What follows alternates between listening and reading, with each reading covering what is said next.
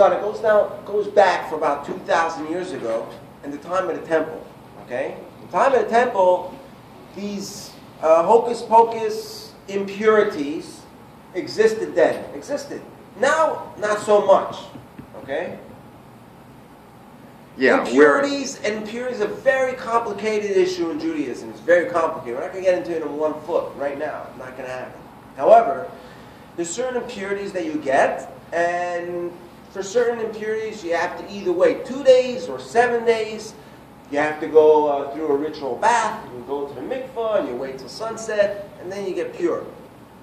What do you gain when you get pure? You're allowed to go within the walls, within the 3 areas within the encampments. There's always been encampments since the time in the desert, and also in the time of the Beis HaMikdash. If you were impure, you weren't allowed in the Beis HaMikdash. You couldn't go and serve. You couldn't hang out there. You couldn't eat certain holy foods. There were korbanos, certain sacrifices or gifts that were brought from people's homes all around the world. Their first fruits. And certain fruits had to be eaten in Jerusalem. If you were impure for some reason, you couldn't eat those fruits. So there were practical reasons about being pure and impure, okay? Kohanim, priests, couldn't serve if they were impure, and so on, okay? Now, check this out. What was happening at that time is they figured the people used to have pure, like these fruits and vegetables that became holy, either by bringing, designating them for sacrifices when they come to Jerusalem, truma, or they had their fruits, which had to be eaten in Jerusalem.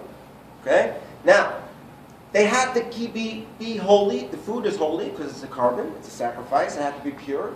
So no impurity, simple impurities were like dead rats, dead people, in contact with dead people, or someone that's impure, someone that had leprosy or so on. We spoke about it last week. Okay? That will be impure. So you have to keep everything impure away from this holy food. Okay? So what happened was, people had special closets. It's in Hebrew, in Hebrew it's called aron. They had aron, like aron kodesh. They had cabinets. Okay? Cabinets.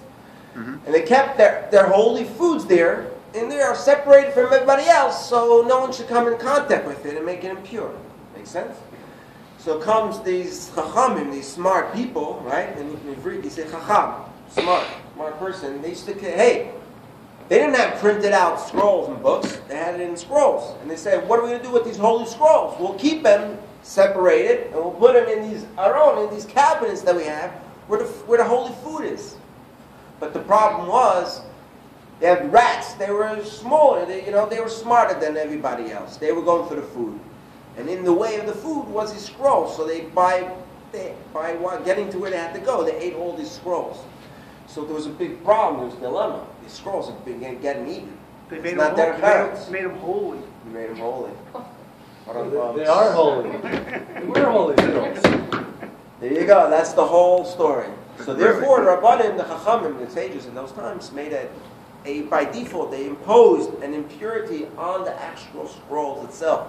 So therefore, no one else kept their scrolls with the food anymore. Because if you kept the scrolls which were impure, it was imposed impurity.